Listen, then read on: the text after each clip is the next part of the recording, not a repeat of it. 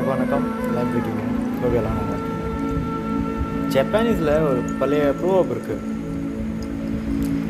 A ship is safe on the shore, but it is not built for it. கேடுதான். கப்பல் அடிவாரத்தில் அது safe தான். ஏன்னா முழுகாது, கரை ஏதோ வேலை சும்மா இருக்கு. ஆனால் கப்பல் அதுக்காக உருவாக்கலையே. அது நடுக்கடலில் போகிறதுக்காக தானே உருவாக்கியிருக்கு. போர்லேயோ கடலோட அலையிலையோ புயல்லையோ எதுவும் இல்லை, மோதுறதுக்காக தான் அது உருவாக்கியிருக்காங்க. நம்மளும் அப்படி தான். நம்ம ஒரு இடத்துல உட்காந்து நம்ம சேஃப் தான். நம்ம முயற்சி பண்ணும்போது தான் நிறைய விஷயம் நமக்கு தெரிய வரும்.